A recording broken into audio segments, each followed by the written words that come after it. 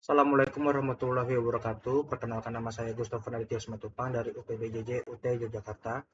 Pada kesempatan kali ini saya akan menjelaskan tentang pelajaran dari sejarah Pancasila bagi generasi muda. Pendahuluan terlebih dahulu, bahwasannya Pancasila tidak lahir begitu saja, tetapi melalui proses panjang sejak sidang BPUPKI, Piagam Jakarta hingga pengesahan dalam Undang-Undang Dasar 1945. Nilai-nilainya akan terus berkembang seiring perjalanan sejarah bangsa Indonesia dari masa kemerdekaan hingga masa reformasi.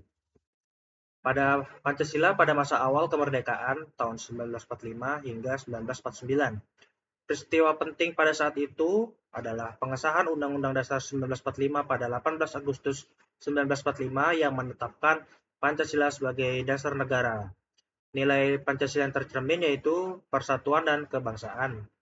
Refleksi dari generasi muda harus menjaga semangat persatuan di tengah perbedaan sesuai dengan sila ketiga Persatuan Indonesia. Selanjutnya, masa RIS atau Republik Indonesia Serikat dan demokrasi terpimpin pada tahun 1949 hingga 1965.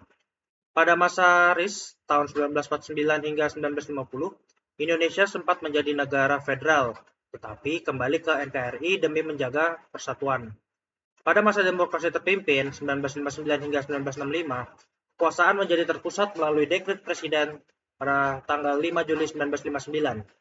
Nilai Pancasilanya adalah musyawarah dan kebijaksanaan dalam kepemimpinan.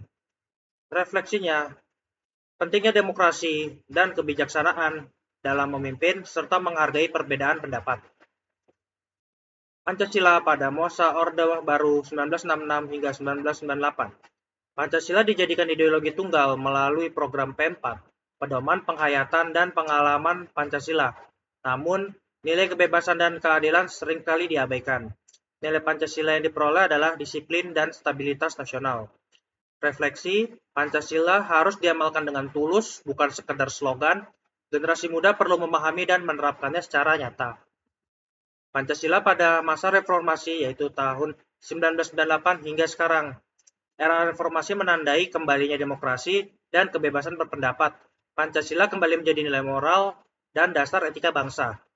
Nilai Pancasila yang tergantung adalah kemanusiaan dan keadilan. Refleksi, kebebasan harus diimbangi dengan tanggung jawab moral serta menggunakan kebebasan secara bijak di era digital. Refleksi dan pelajaran bagi generasi muda. Perjalanan sejarah Pancasila menunjukkan bahwa nilai-nilainya tetap relevan sepanjang masa. Pelajaran utamanya adalah menjaga persatuan dalam keberagaman, mengutamakan musyawarah dan keadilan, serta mengamalkan Pancasila dengan tindakan nyata.